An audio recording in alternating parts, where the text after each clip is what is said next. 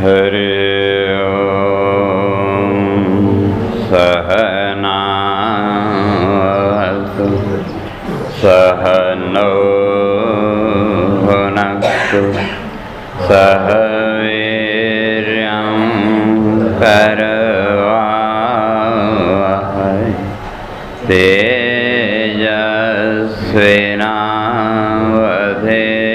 तेजस्विनावधीतमस्तु मा विद्विषावहै। ओम शांति शांति शांति। शंकरं शंकराचार्यं केशवं बादरायणं सूत्रभाष्यकृतौ वन्दे भगवन्तौ पुनः पुनः। ईश्वरो गुरुरात्मेति मूर्तिभेदविभागिने व्योमवद्व्याप्तदेहाय दक्षिणामूर्तये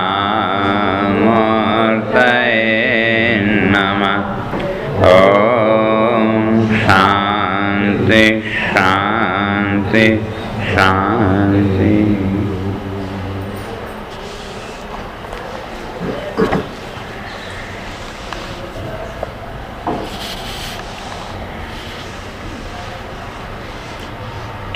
ओम क्लेश कर्म विपाकस्तदाशयैरप्यसंयुतः पुंविशोषो भवेदीशो जीववत्सोऽप्यसङ्गजे तथापि पुंविशेषत्वात् घटते स्य नियन्त्रिता अव्यवस्थौ बन्धमोक्षौ आपते तामिहान्यथा भीषास्मादित्येवम् आदौ असङ्गस्य परात्मनः श्रुतं तद्युक्तमभ्यस्य क्लेशकर्माद्यसङ्गमान् जीवानामपि असङ्गत्वात् क्लेशादिर्न यथापि च विवेकाग्रहतः क्लेशकर्मादिप्रागुदीरितं नित्यज्ञानप्रयत्नेच्छा गुणानीशस्य मन्वते असङ्गस्य नियन्त्रित्वम् अयुक्तम् इति तार्किका पुंविशेषत्वमप्यस्य गुणैरेव न चान्यथा सत्यकामः सत्यसङ्कल्प इत्यादि श्रुतिर्जगौ नित्यज्ञानादिमत्वेस्य सृष्टिरेव सदा भवेत् हिरण्यगर्भ ईशो तु लिङ्गदेहेन संयुतः उद्गीतब्राह्मणे तस्य माहात्म्यम् अतिविस्तृतं लिङ्गसत्त्वेऽपि जीवत्वं नास्य कर्माद्यभावतः स्थूलदेहं विना लिङ्गदेहो न क्वापि दृश्यते वैराजो देह ईशोतः सर्वतो मस्तकादिमान् सहस्रशीर्षेत्येवं च विश्वतश्चक्षुरित्यपि श्रुतम् इत्याहुरनिशं विश्वरूपस्य चिन्तका। तो विचार चल रहा था पहले आत्मा के विषय में। तो आत्मा क्या है, तो सबने अपने अपने पक्ष को स्पष्ट किया और अंत में स्पष्ट करके आए थे कि आत्मा क्या है, आकाशवत् सर्वगतः निरंतर। तो जो आकाश की तरह सर्वगतः यानी व्यापक और साथ ही साथ निरंतर, उसमें किसी प्रकार का अंशांशी भाव भी नहीं बन सकता। तो ऐसा कह के आए थे तो तब वहाँ जो है तो ये नैयायिक आदि आकर के खड़े हो गए, कहा कि वे आप आत्मा को क्या कह रहे हैं, आकाशवत। तो कहते हैं हमारे यहाँ तो आकाश द्रव्य है, आगे का तो छोड़ दिया उन्होंने, लेकिन आधा हिस्सा जो था वो पकड़ा नहीं। आप आकाशवत कहते हैं तो हमारे यहाँ आकाश द्रव्य है और उसमें ये सब गुण, इच्छा, द्वेष, प्रयत्न आदि ये सब उसके गुण हैं। तो तब सांख्य का सामने आगे कहा ये बात ठीक नहीं है कि जो निरंश वस्तु है उसमें दो गुण एक साथ रह नहीं सकते। क्यों बीच में फिर वो मीमांसक लोग आ गए, भाटा आदि लोग, तो उन्होंने कहा हम तो उस आत्मा को जड़ और चेतन दोनों ही मानेंगे। और उसका दृष्टांत भी दिया था सुसुप्ति का। वो जो सुसुप्ति की अवस्था है, कहते हैं वहाँ आपको दोनों की अनुभूति हो रही है कि जड़ता की भी अनुभूति हो रही है कि न किंचित अवेदिशम, कि मैंने कुछ भी नहीं जाना, और साथ ही साथ बहुत बढ़िया नींद आई, हम सुखम अस्वापसम, बड़े सुखपूर्वक सोया। तो ये दोनों वृत्तियाँ एक साथ हो रही हैं, मालूम पड़ रही हैं कि नहीं? तो इसलिए कहते हैं हम आत्मा को जड़ और चेतन दोनों मानेंगे। तो तब सांख्यों ने कहा नहीं ये बात ठीक नहीं है। इसलिए आत्मा क्या है? तो कहते हैं चिद्रूप एवं आत्मा, जो चेतन रूप है वही आत्मा। लेकिन सांख्यों के यहाँ क्या है, वो जीव बहुत वो मानते हैं। इसलिए जितने भी गुण आदि हैं वो सब किसके? प्रकृति के। और प्रकृति का काम कल चर्चा करके आए थे कि विमुक्त मोक्षार्थम स्वार्थम व प्रधानस्य, सांख्य सूत्र है। कहते हैं विमुक्त मोक्षार्थ, प्रकृति की जितनी भी प्रवृत्ति है वो किसके लिए? जो पहले ही मुक्त हो चुका है। विमुक्त मोक्षार्थ, पहले जो मुक्त हो चुका है उसको मुक्त करना। तो कैसे? तो कल चर्चा किए थे विस्तार से कि दरवाजे तक तो स्वयं जाना पड़ेगा। हाँ, आगे दरवाजा खोलने का काम प्रकृति का। और यदि आप दरवाजे तक नहीं पहुँचे तो प्रकृति आपकी कोई मदद करने वाली नहीं है। और सांख्यों के यहाँ भी जो पुरुष तत्व है, जो आत्म तत्व है, वो असंग, और जो प्रकृति है वो वैसे तो लेकिन वो प्रकृति को क्या मानते हैं? स्वतंत्र मानते हैं कि जितनी भी ये सृष्टि की प्रक्रिया है, तो सांख्यकार कहते हैं प्रकृति अपने आप करते। वहाँ जो पुरुष तत्व है अर्थात वो जो आत्म तत्व या ब्रह्म तत्व है, उसका कोई वो नहीं। तो कहा कि भाई आप तो फिर आगे आ गए वो योग दर्शन वाले। कहा नहीं ये बात ठीक नहीं, कोई न कोई नियामक तो मानना पड़ेगा जो इस प्रकृति का नियंत्रण करे। कह रहे वो तो कोई न कोई मानना पड़ेगा। तो इसलिए सांख्यकारों ने 25 तत्व माने, और जो योग दर्शन है वो 26 मानता है। उनके यहाँ एक ईश्वर को, बाकी वो कहते हैं बाकी सब बातें ठीक हैं, लेकिन इस प्रकृति का जो नियामक है, नियंत्रक है, वो कोई न कोई तो मानना पड़ेगा। और जिसको हम नियामक मानेंगे, कहा उसको हम ईश्वर शब्द के द्वारा कहते हैं। हम अपने आप कह रहे हैं ऐसा नहीं, बल्कि ब्रह्म सूत्र में एक अधिकरण है अंतर्यामी अधिकरण, तो वहाँ विस्तार से उसकी चर्चा। और उसी तरह से बृहदारण्यक उपनिषद में भी एक अंतर्यामी प्रकरण है। तो कहते हैं वहाँ से विचार आप करेंगे तो आपको उस अंतर्यामी का पता लगा जो इस संपूर्ण प्रकृति को नियंत्रित कर रहा है। इसलिए हम तो उसको ईश्वर मानेंगे। तो क्या भी ठीक है, आप उस चेतन को कुछ कोई न कोई नियामक मानते हैं, अच्छी बात है, लेकिन जब नियामक है कोई तो उसके बारे में सबकी एक राय होनी चाहिए।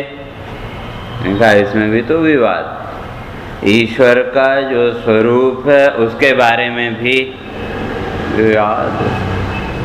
कोई किसी तरह से मानता है, कोई किसी तरह से। तो इसलिए सांख्यकारों से कहते हैं भाई पहले आप ही अब अपने ईश्वर का स्वरूप बताओ, वो क्या है। तो वहाँ स्पष्ट करके आए थे।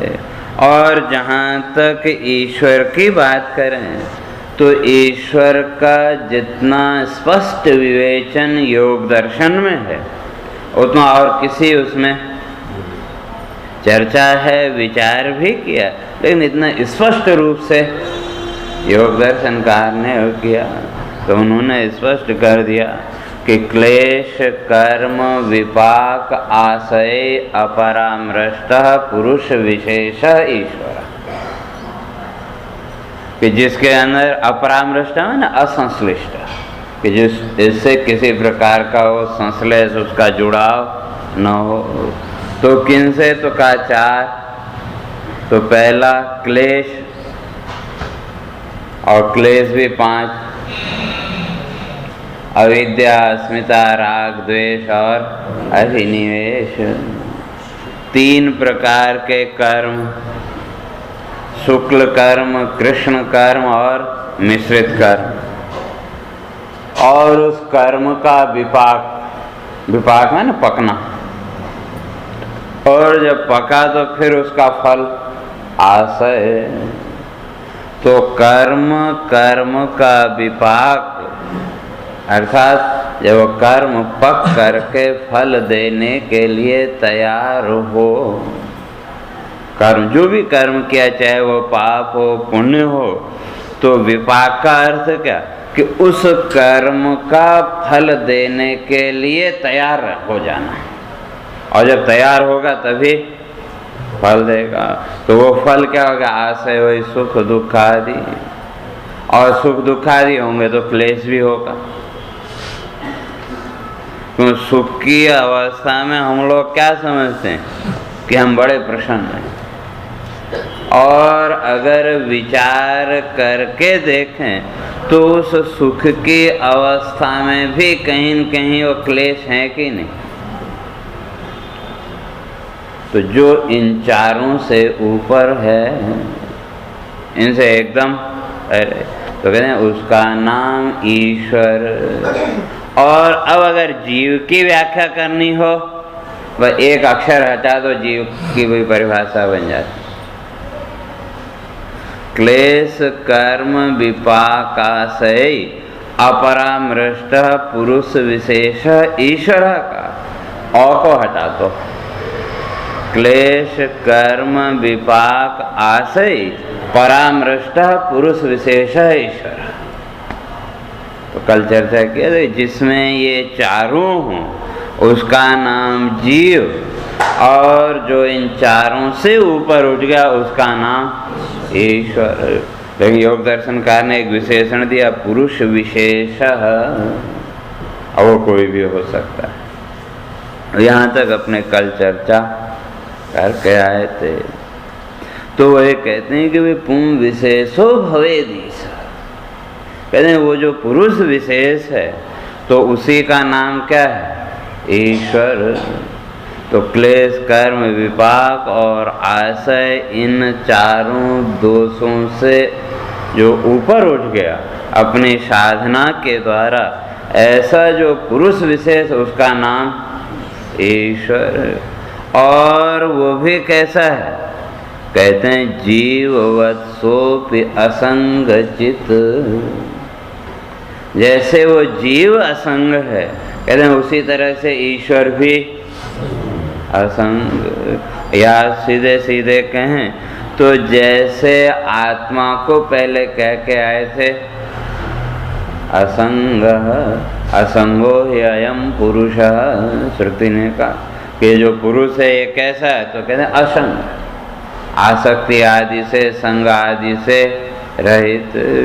तो उसी तरह से ये जो ईश्वर जिसको हम कह रहे हैं ये भी क्या है,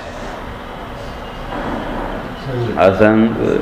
तो तब यहाँ प्रश्न उठा भी जब असंग है और किसकी तरह कहते हैं जीववत, तो जिसे हम आत्मा कह रहे हैं वो भी असंग, और जो जीव जिसको कहा वो भी असंग, और ईश्वर भी असंग। और पहले स्पष्ट करके आए थे कि निरंसर, भाई उसमें कोई अंशांशी भाव है नहीं।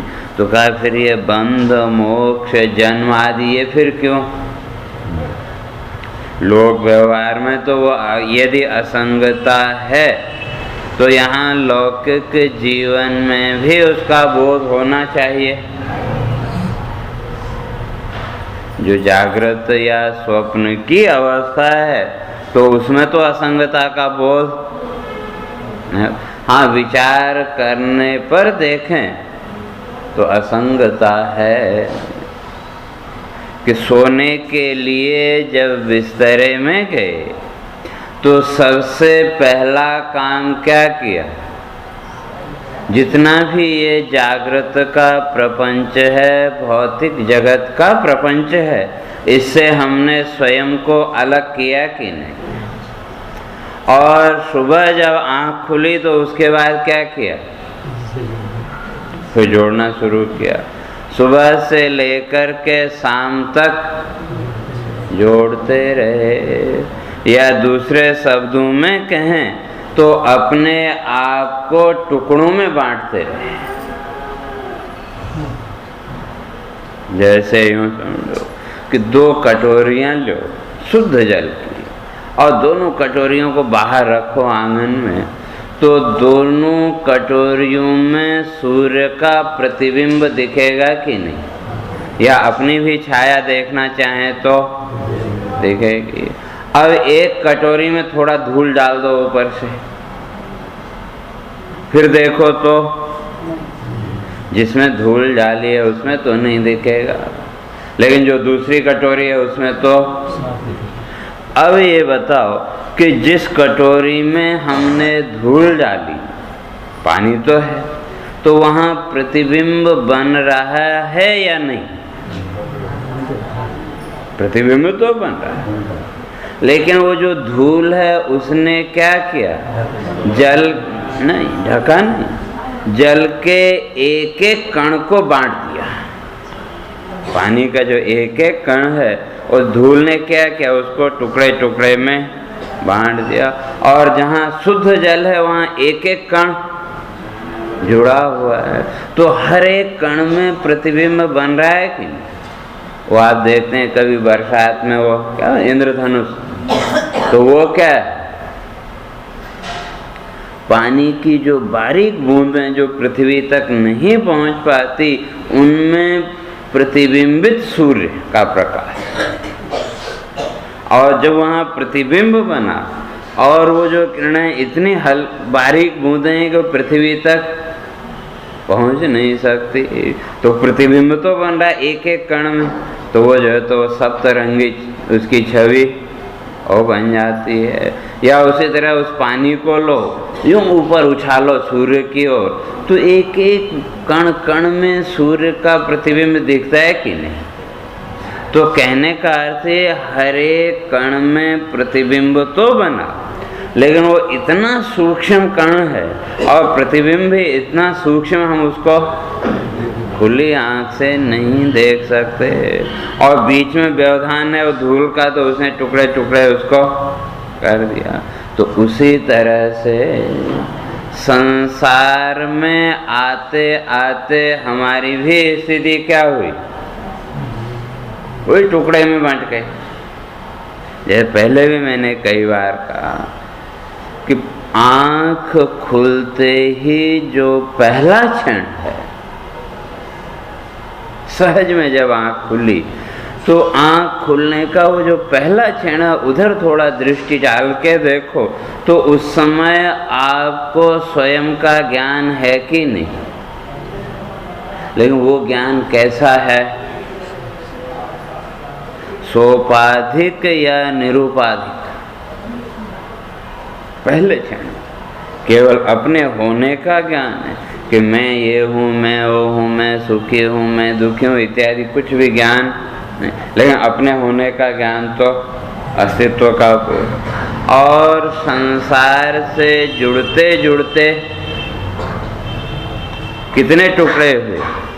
तो पहले तो ये 4 पर्दे, अहंकार, बुद्धि, चित्त और मन। तो पहले तो ये 4 पर्दे हो गए। इन 4 पर्दों से क्षण के प्रकाश आया और मन ने आगे क्या किया, उसके 10 टुकड़े कर दिए, 10 इंद्रियों को। और हर एक इंद्रिय के साथ जुड़े हुए असंख्य संकल्प, असंख्य इच्छाएं। फिर हमने क्या किया, उसको और टुकड़ों में किया। तो सुबह से लेकर के शाम तक हम अपने आप को क्या करते रहे, हर एक नए संकल्प के साथ अपने आप को बांटते रहे कि नहीं। जैसे कभी कोई बहुत जरूरी काम हो और 2-3 काम आपके सामने हैं, तो क्या होता है, थोड़ा ध्यान उधर, थोड़ा इधर, थोड़ा इधर, हम बटे रहते हैं कि नहीं। और उस स्थिति में कोई भी कार्य ठीक से नहीं हो सकता। तो बस वही स्थिति हम लोगों की भी है। तो संसार में आते आते एक तो स्वाभाविक रूप से कुछ बंट गए, और जो बाकी का होता उसको फिर हमने अपने नए नए संकल्पों के द्वारा अपने आप को बांटा। और जब अपने आप को बांटा तो फिर शांति कहाँ, कि जब 2-3 काम हो तो भले ही कुछ नहीं हो, लेकिन जब दिमाग बटा हुआ तो अशांति तो रहती है। तो कहने का अर्थ ये कि असंग होते हुए भी हमने अपने आप को अपने ही अज्ञान के कारण इन भौतिक पदार्थों के साथ जोड़ा और उन भौतिक पदार्थों के अनुसार स्वयं को बांटते चले गए। तो इसलिए कहते हैं असंग। और ये जितना भी जीवन का भोग आदि का जब असंग ही है, तो फिर ये जन्म आदि नहीं होना चाहिए। और असंग है तो फिर ये बंधन और मोक्ष ये भी नहीं होना चाहिए। और बंधन मोक्ष तो ये तो शास्त्र प्रसिद्ध है। तो अगर कुछ नहीं होता तो अनादि काल से ऋषि महर्षि साधना कर रहे हैं, तो ये सारी निरर्थक हो जाएगी। तो इसलिए बंध मोक्ष को भी माना है तो कुछ न कुछ तो होगा। और एक तरफ आप उस तत्व को कह रहे हैं वो तो निरंश है, असंग है। तो जो असंग वस्तु है उसमें बंध मोक्ष की कल्पना हो नहीं सकती। या सीधे सीधे कहें कि जो चेतन है तो उसमें बंध मोक्ष की कल्पना हो नहीं सकती। और जो जड़ वस्तु है उसका बंध मोक्ष हो नहीं सकता। दोनों ही बातें संभव नहीं, लेकिन फिर भी देखने में तो आता है बंधन और मोक्ष। उस मोक्ष की बात छोड़ें, लोक व्यवहार में भी आप कभी कोई हमारी इच्छा के विरुद्ध या बहुत बड़ा कोई काम सामने आ जाए, बहुत जरूरी हो, तो हम क्या कहते हैं, हम तो बंध गए, कहते हैं कि। और वो काम पूरा हो जाए जैसे तैसे करके तो क्या कहते हैं, नहीं हम तो अब स्वतंत्र हो गए, मुक्त हो गए। तो कहते हैं लोक व्यवहार में भी तो ये बंध और मोक्ष देखने में आ रहा है। तो ये सब कहाँ से आया, तो कहा सती मूले तद विपाको जाति आयु भोगा। वहीं योग दर्शनकारी स्पष्ट करते हैं कि जाति आयु भोगा, ये जो कर्म का जो विपाक है, कर्म जब पक करके फल देने के लिए तैयार होगा तो कहते हैं 3 चीजें देगा। जाति आयु भोगा, जाति माने जन्म, और उसके साथ आयु और सुख दुखादि भोग। तो ये सब क्या है, वही कर्म का विपाक, कर्म का फल। और जब ये फल भोगेगा तो कहते हैं फिर उसके संस्कार भी आएंगे, नए नए संस्कार। तो असंग होते हुए भी उन संस्कारों के साथ जुड़ता चला गया। तो उन संस्कारों के बंधन में बंधना वही बंधन, और इन संस्कारों के बंधन से बाहर निकल आना मोक्ष। तो तब आगे कहते हैं कि ननु असंग चिद्रूपत्वे कथम नियंत्रित। कहते हैं ठीक है, आप ईश्वर को मानते हो, कहते हैं हमको कोई आपत्ति नहीं है। कहते हैं पहले एक बात तो बताओ, आपके यहाँ जो पुरुष है वो असंग, सांख्यों से पूछ रहे हैं, सांख्यर से, और जो प्रकृति है जड़, और सांख्यकार प्रकृति को स्वतंत्र कर्ता मानते हैं, और जो पुरुष है उसको असंग। तो कहा कि वे स्वतंत्र नहीं मान सकते, एक बीच में कोई न कोई उसका नियामक नियंत्रक तो मानना पड़ेगा। और वो जो नियंत्रक है वो किसको माना? ईश्वर को। और ईश्वर को भी कह दिया भी वो भी असंग है। तो तब कहते हैं जब आपका ईश्वर असंग है, योग दर्शनकार को पूछ रहे हैं भाई आपका ईश्वर असंग है, तो जब वो असंग ही है तो फिर नियंता कैसे हो सकता है? जब असंग है, जो हमको किसी से कोई मतलब ही नहीं है, वो कुछ भी करता रहे, हमको कोई फर्क नहीं पड़ता। तो इसलिए और जहाँ जुड़े हुए हैं तो कुछ भी सामने अच्छा बुरा होगा उसका फर्क तो पड़ेगा। तो इसलिए कहते हैं तथा पुंभ विशेषत्वात् घटते से नियंत्रिता। तो उसका उत्तर दे रहे हैं, कहते हैं पुंभ विशेषत्वात्, उस पुरुष की विशेषता के कारण, पुरुष विशेष के कारण घटते अत्र नियंत्रिता। कहते हैं यहाँ नियामकता घटित होती है। और जो ईश्वर है उसके विषय में भी कई प्रश्न हैं। कहते हैं कि ठीक है आपके यहाँ ईश्वर को आपने माना, तो ईश्वर जो भी नियमन कर रहा है तो ना उसके लिए शरीर आदि की भी कल्पना करनी पड़ेगी। और जब शरीर की कल्पना की तो आगे विस्तार से चर्चा चलेगी। तो जब शरीर है तो क्या वहाँ सूक्ष्म शरीर भी होगा, कारण शरीर भी होगा। और जब सूक्ष्म शरीर और कारण शरीर आया तो अंतःकरण भी होगा। और जब अंतःकरण आया तो क्या वो निष्पक्ष निर्णय नहीं कर सकता? भले अहम है, अंतःकरण है, तो जब तक अंतःकरण है भले ही आप कितनी भी कोशिश करो निष्पक्ष रहने के, लेकिन कहीं न कहीं तो वो दोष आ ही जाएगा। तो कहते हैं ऐसे ही फिर वो जो ईश्वर है उसमें भी तो दोष आ जाएंगे। तो इसलिए उसके समाधान के लिए कई आचार्य कहते हैं कि ईश्वर के अंतःकरण नहीं है। क्यों? अंतःकरण होगा तो कहीं न कहीं राग द्वेष तो आएगा। तो इसलिए कुछ आचार्य ईश्वर को मानते हैं लेकिन ईश्वर के पास अंतःकरण नहीं स्वीकार करते, इसीलिए वो निष्पक्ष निर्णय करने में समर्थ है। तो इसलिए कहते हैं पुंभ विशेष, ये जो पुरुष विशेष है कहते हैं इसको लेकर के वो जो नियामकता है वो सिद्ध होती है। और यदि नियामक न माने किसी को तो कहते हैं सारी अव्यवस्था हो जाएगी। जितना भी ये प्रकृति का प्रपंच है सब व्यवस्थित रूप से चल रहा है कि नहीं? जैसे शरीर को ही लें, ज़्यादा दूर मत जाओ, शरीर को ही लें। ये शरीर कब तक व्यवस्थित है? जब तक अंदर, अब चाहे उसको प्राण कहो, आत्मा कहो, जो भी कहो, तब तक व्यवस्थित चल रहा है। और जहाँ वो प्रतिबिंब बनना बंद हुआ, या यूँ कहें कि जहाँ वो सिग्नल मिलना बंद हुआ, फिर कितनी देर शरीर टिकेगा?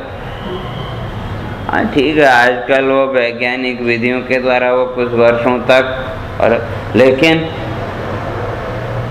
विकृति तो है। तो सही अर्थों में देखें तो शास्त्रकार इस बात को स्पष्ट करते हैं, कहते हैं जीवनम विकृति मरणम प्रकृति शरीर। ये जितना भी जीवन है ये तो क्या है का विकार ही विकार, चाहे वो शरीर आदि को लेके देखें या अन्य उसको देखें। और मरणम प्रकृति, वो जो मृत्यु है, मृत्यु क्या है प्रकृति। क्यों धीरे धीरे ऐसे ही वो मुर्दे को रखे रहो तो 2-4 दिन बाद वो हड्डियों के ढांचे के अलावा कुछ नहीं मिले, तो सब कहाँ गया। तो जितना भी वो पानी का अंश था, तो जब तक वो अंदर चेतना अभिव्यक्त हो रही है तो तब तक वो पानी बंधा हुआ है। और जहाँ वो चेतना की अभिव्यक्ति बंद हुई तो वो पानी अपने रूप में आने लगा। जैसे वो बर्फ है तो जब तक उसको एक बराबर तापमान मिल रहा है तो जमी रहे, और थोड़ा सा गर्मी मिली तो धीरे धीरे पिघल जाती है कि नहीं। तो उसी तरह से इस शरीर में भी जो जलांश था वो क्या हो, अभी तक विकृति थी, लेकिन अब वो अपनी प्रकृति में आने लगा और गंध भी आने लगी, वो गलने लगा। तो गलने का अर्थ क्या है कि जो पानी अभी तक विकार रूप में था वो अब अपनी प्रकृति में अपने स्वरूप में आने लगा, और धीरे धीरे सब।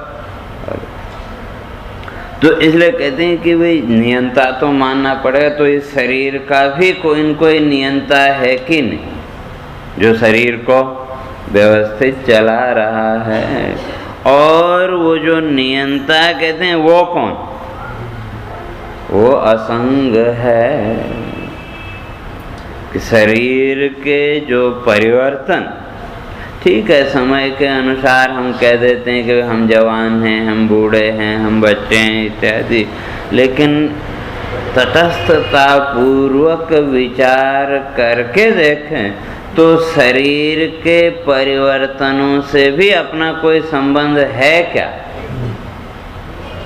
शरीर की अपनी गति है, शरीर अपनी गति से चलेगा।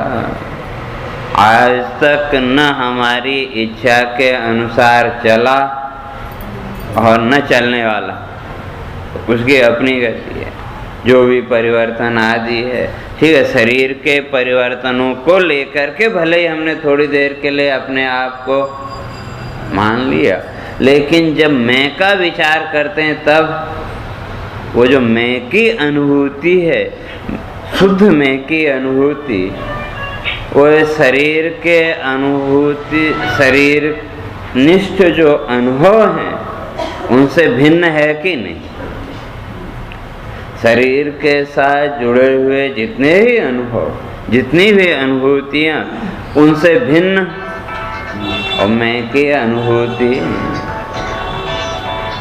तो इसलिए वो क्या है, असंगता।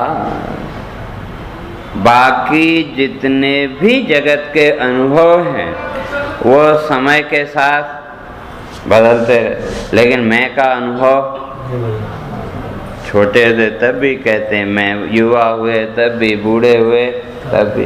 तो जो शुद्ध मैं की अनुभूति है उसमें कोई परिवर्तन, उसमें कोई आसक्ति है, वो संगता नहीं। और जब मन आदि के साथ जुड़ करके शरीर के साथ जुड़े तो अपने को वैसे मानने लगे। तो इसलिए कहते हैं कि भाई कोई न कोई नियंता तो मानना पड़ेगा। और वो जो नियंता है का, उसको हम ईश्वर कहते हैं, जो संपूर्ण प्रकृति का, संपूर्ण ब्रह्मांड का जो नियंता है वो ईश्वर। और अगर नहीं माने तो कहते हैं सब ये व्यवस्था ही गड़बड़ा जाएगी। कभी वर्षा के समय पे गर्मी आ जाएगी, गर्मी के समय पे सर्दी आ जाएगी, कहते हैं सब ये अस्त व्यस्त हो जाएगा। तो सब कुछ व्यवस्थित चल रहा है अपने नियम पूर्वक। तो इसलिए कोई न कोई नियामक तो है, वो जो भी है उसका नाम ईश्वर। और कौन तो का पुं विशेष, पुरुष विशेष। तो उसके लिए फिर वही शरीर में आ जाओ। शरीर की भी एक व्यवस्था है, तो पहले बच्चा, युवा, वृद्ध और फिर राम नाम सत्य। तो जितने भी शरीर हैं प्रकृति के अंदर, हर एक की वो एक व्यवस्था है कि नहीं? हाँ, आयु के हिसाब से उसकी गति में अंतर है कि जिन जीवों की आयु 2-4 साल ही है तो उनकी गति भी तीव्र है, और जिसकी आयु लंबी है उसकी गति भी उतनी धीमी। लेकिन प्रक्रिया तो सबकी एक। तो इसलिए कहते हैं कि भैया ये जो हम नियंता ईश्वर को मान रहे हैं, तो कहते हैं हम ऐसे नहीं कह रहे, हमारे पास प्रमाण है। हम श्रुति प्रमाण के आधार पर इस बात को कह रहे हैं कि कोई न कोई नियंता तो मानना पड़ेगा। अब उसे ईश्वर कहो, भगवान कहो, परमात्मा कहो, जो भी शब्द अच्छा लगे वो अलग बात है, लेकिन कोई न कोई नियंता तो है। तो कहते हैं प्रमाण बताओ। तो कहते हैं भीषाद अस्माद इत्येवम् आदौ असंगस्य परात्मनः श्रुतम तद्युक्तम अप्यस्य क्लेश कर्माद्य संगमात्। कहते हैं भीषाद अस्माद वातः पवते। श्रुति इस बात को स्पष्ट करते, भीषाद अस्मात्। कहते हैं ये जो शक्ति है इससे भीषात भयभीत होकर। यहाँ अर्थ भयभीत होना नहीं बल्कि अनुशासन है। वो जो शक्ति है, वो जो नियंता है, उसके अनुशासन में क्या कहते हैं वातः पवते।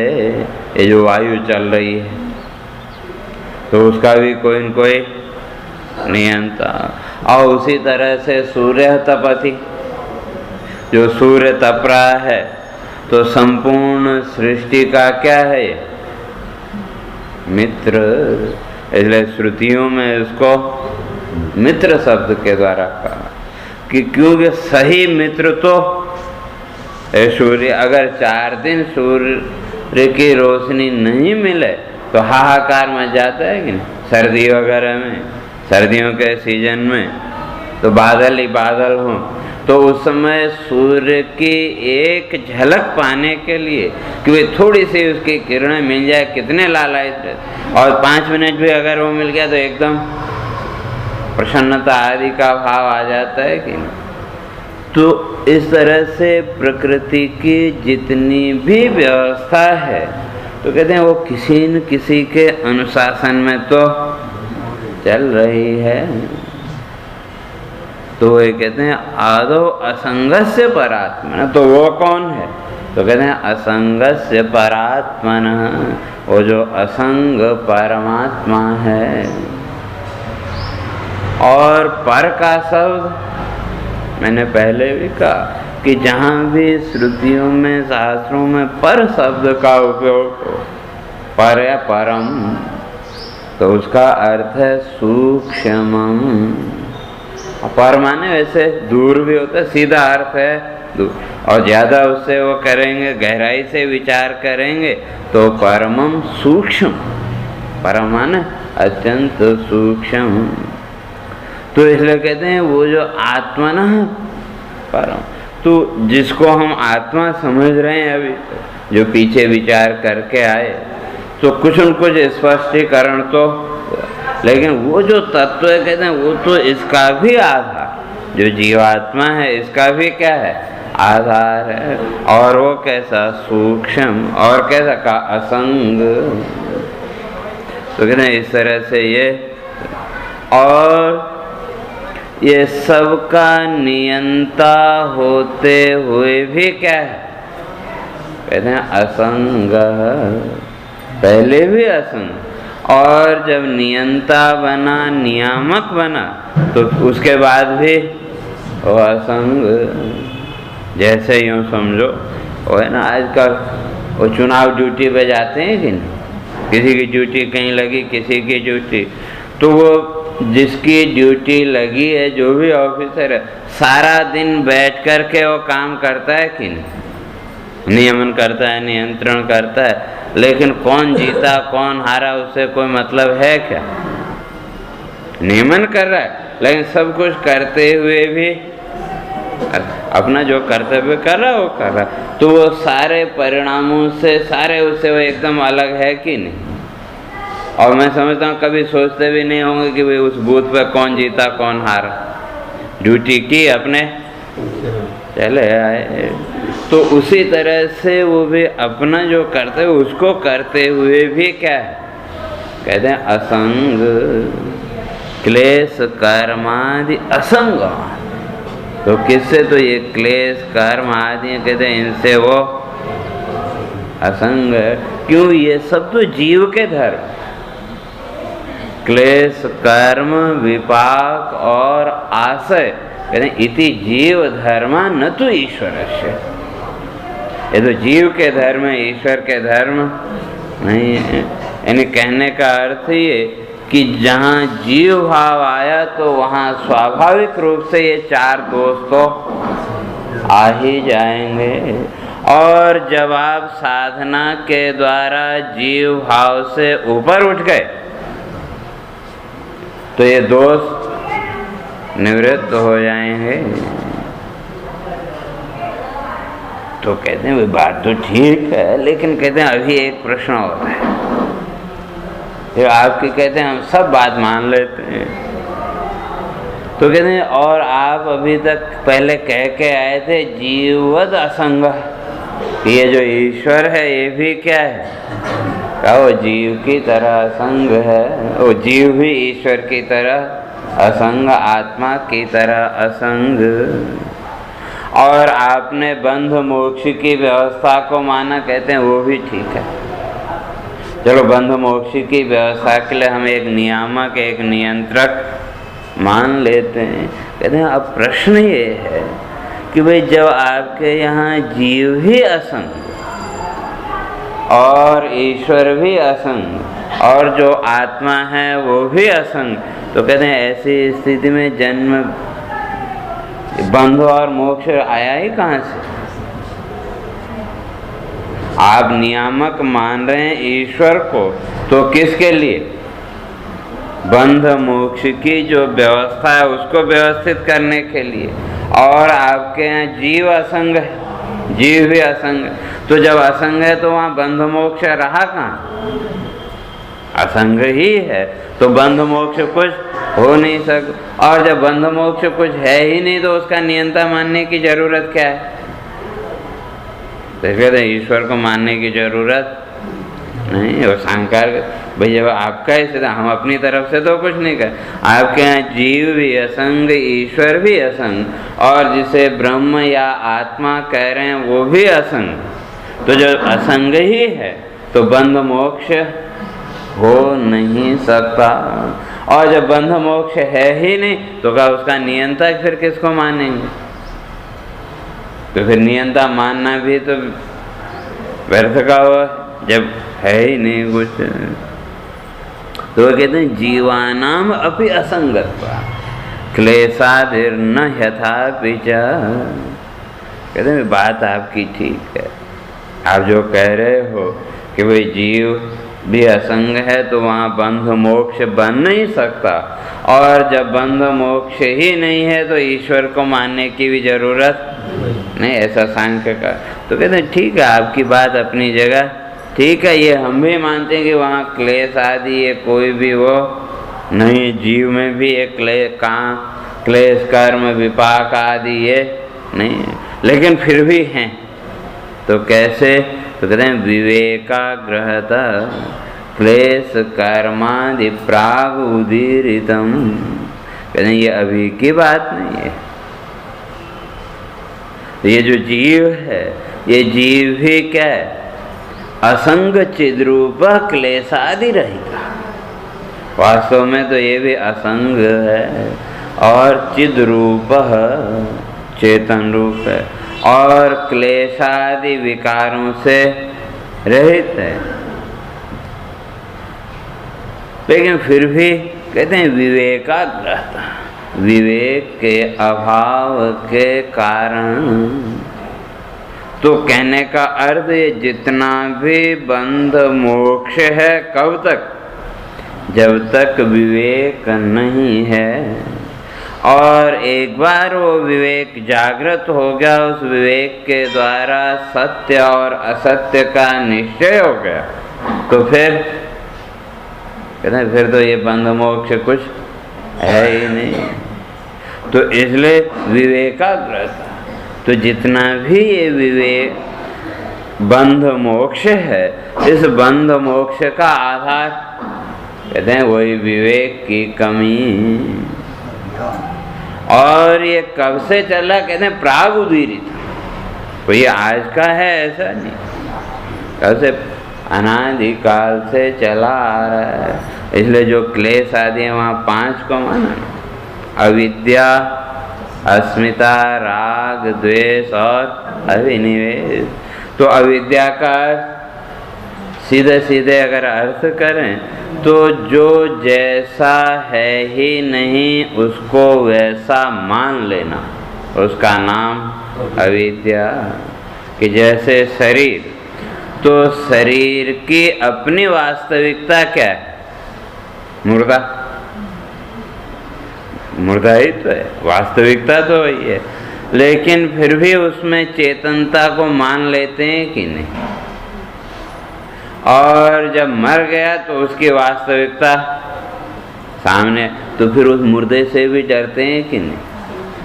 और उससे एक क्षण पहले तक, जब तक वो श्वास प्रश्वास चल रहा है, कोई भय नहीं, और जहाँ वो श्वास प्रश्वास की गति बंद हुई तो फिर हम उसके पास बैठने से भी डरते हैं। क्यों? कि उसकी वास्तविकता सामने आ गई। लेकिन फिर भी उसको सच, कहीं न कहीं सत्य मान लेते हैं, कहते हैं इसका नाम अज्ञान। तो जो अनात्म वस्तु है उसको आत्मा मान लेना, जो अपवित्र वस्तु है उसको पवित्र मान लेना, तो अर्थात ठीक उल्टा मान लेना। और उल्टा मानना अर्थात भ्रम, जो बोध हुआ, किसी भी चीज का भ्रम हुआ और सामने गए तो एकदम उसका बोध हो जाता है। तो जैसे बोध हुआ, बोध होते आपका विक्षेप कम हो, और जब तक भ्रम है तब तक विक्षेप भी रहेगा। जैसे उदाहरण के लिए आप कहीं जा रहे हों, और कभी कभी होता भी है, किसी व्यक्ति को आपने दूर से देखा और उसकी छवि आपके किसी परिचित व्यक्ति से मिलती जुलती हो, और उसको देखते ही आपके मन में विक्षेप आता है कि नहीं? अब वो कितना आता है वो अलग बात, लेकिन विक्षेप तो आया। क्यों? भ्रम हुआ। तो इसी तरह से ये जितनी भी अविद्या है, अविद्या कहो या भ्रम कहो, तो ये अविद्या, तो जो जैसा है ही नहीं उसको वैसा मान लेना। और अविद्या होगी तो कहते हैं आगे के दोष तो फिर अपने आप आएंगे, मूल तो वो अविद्या। और इस अविद्या का क्षय कैसे होगा? तो शास्त्रकार ऋषि कहते हैं कि अर्ध सज्जन संपर्कात्, आधी जो अविद्या है, अज्ञान है, वो तो किसी उच्च कोटि के संत महापुरुष के संपर्क में आए, कहते हैं वो संपर्क में आने मात्र से आधी जो अविद्या है वो नष्ट हो गई। अब बची आधी, तो फिर उसके 2 भाग कर दो, तो वही चौथा अंश कहते हैं चतुर्थांशस्तु शास्त्र प्रयत्नेन। और 1/4 जो भाग है कहते हैं अविद्या का, वो किससे दूर होगा? कहते हैं शास्त्र प्रयत्न, शास्त्र का विचार करने से, शास्त्र का चिंतन करने से। तो कितनी विद्या गायब हो गई? 75% रह गई 75% अविद्या। लेकिन इस 75% का कहते हैं कोई वो नहीं है, क्यों बाकी की जो 25% है पहले उसको हटाना पड़ेगा। और उसके लिए कारण कहते हैं चतुर्थांशस्तु स्वयत्नता। वो जो बाकी की बची हुई 25% जो अविद्या है उसको तो अपने प्रयास से ही हटाना पड़ेगा।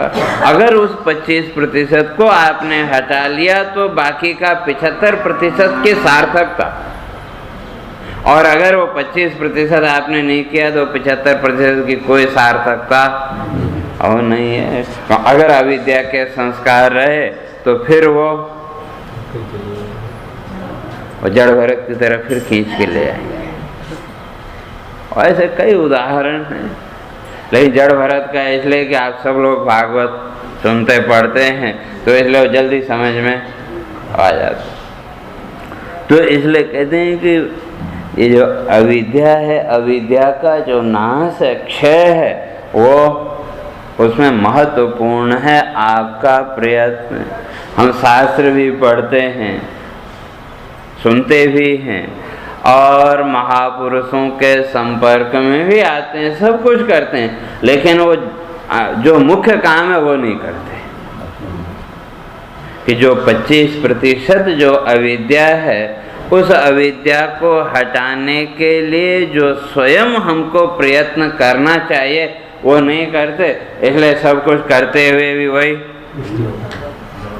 वो एक मुहावरा है ना, कहते हैं पढ़ाया लिखाया जाट, कहने लगा 16 दूनी 8। वही इसलिए हम लोग सब कुछ पढ़ा, संत महापुरुषों के संपर्क में भी गए, सब कुछ किया, लेकिन जो प्रयत्न स्वयं करना चाहिए था वो नहीं। और स्थिति वही 16 दूनी 8 की बनी रहती।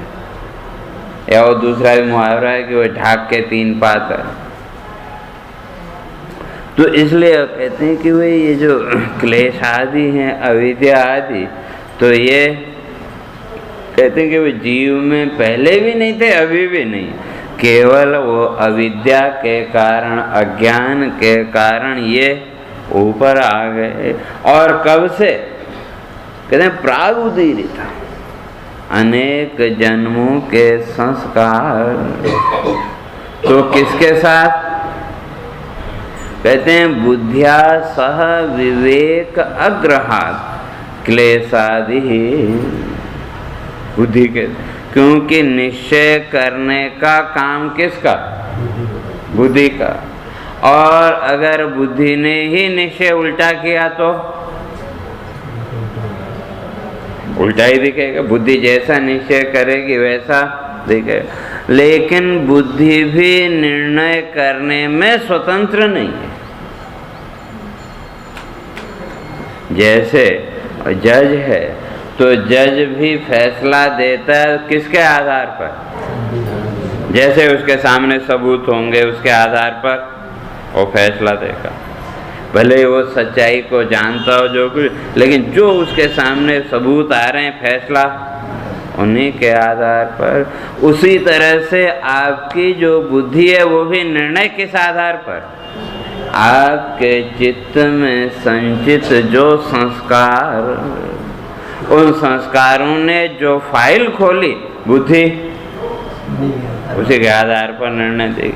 जैसे रस्सी में सांप, और क्या फाइल दूसरी खुल गई तो जो फाइल खुली बुद्धि ने वैसा निर्णय दे दिया और हमने उसको वैसा मान लिया। तो कहते हैं इसी के कारण ये अविद्या आदि, ये क्लेश आदि निरंतर चलते रहते हैं। फिर आ गया नैयायिक खड़ा हो गया, कहते हैं नहीं हम आपकी बात से सहमत नहीं हैं। क्यों? कि आपके यहाँ जो पुरुष है, जो तत्व है वो असंग है, तो असंग है तो वो नियंता नहीं हो सकता, तो इसलिए उसमें कुछ न कुछ गुण तो मानना पड़ेगा। इसलिए हमारे यहाँ तो जो ईश्वर और जीव है उसमें भेद है थोड़ा सा। आपने तो दोनों को ही असंग कह दिया, जब दोनों को ही आपने असंग का तो जीव और ईश्वर में फिर भेद क्या रहा? तो इसलिए कुछ न कुछ भेद तो मानना पड़ेगा। तो इसलिए वो कहते हैं कि वे नित्य ज्ञान प्रयत्नेच्छा। तो जीव और ईश्वर, आत्मा और परमात्मा, तो जीव और ईश्वर वो कहते हैं कि जो ईश्वर है वो नित्य ज्ञान और इच्छा आदि गुणों से युक्त, और जो जीव है वो अनित्य, उसमें भी गुण है लेकिन अनित्य, और जो ईश्वर है उसमें नित्य ज्ञान प्रयत्न इच्छा।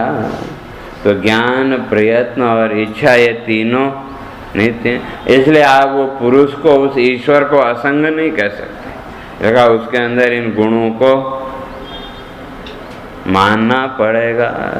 तो कहते हैं ऐसा कैसे? कहते हैं हमारे पास श्रुति प्रमाण है, आपने असंगता में प्रमाण दिया तो हमारे पास भी प्रमाण है कि वे असंग जो है तो वो नियंता नहीं हो सकता, इसलिए वहाँ कोई न कोई गुण आदि तो मानना पड़ेगा। तो आगे फिर वो श्रुति का वो देंगे कि सत्य काम सत्य संकल्प, कहते हैं इत्यादि वाक्य श्रुतियों में सुने जाते हैं कि वो जो नियंता है ईश्वर है वो कैसा, सत्य काम सत्य संकल्प इत्यादि शब्द हैं। तो इसलिए वो कहते हैं वहाँ गुण तो हैं, तो इसलिए वो ईश्वर को क्या मानो, नित्य ज्ञान इच्छा प्रयत्न गुणवान ईश्वर, कहते हैं नित्य इच्छा ज्ञान और मानो। आगे फिर और विवाद करेंगे भाई नहीं ये भी बात गलत है, तो उन सब बातों की चर्चा अपने फिर कल करेंगे। सीधे हो फिर हरे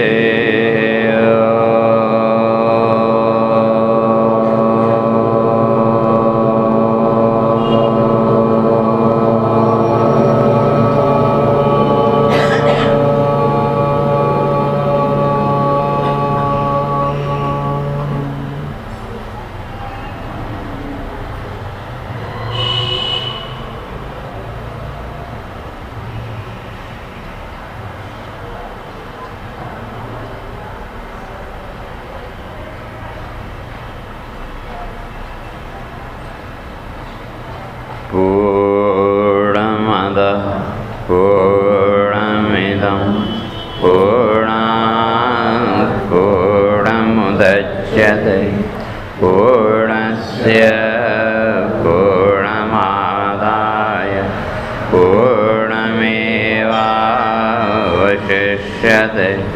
ॐ शान्ति शान्ति शान्ति। शङ्करं शङ्कराचार्यं केशवं बादरायणं सूत्रभाष्यकृतौ वन्दे भगवन्तौ पुनः पुनः। ईश्वरो गुरुरात्मेति मूर्तिभेदविभागिने व्योमवद्व्याप्तदेहाय दक्षिणामूर्तये नमः। ॐ शान्ति शान्ति शान्ति।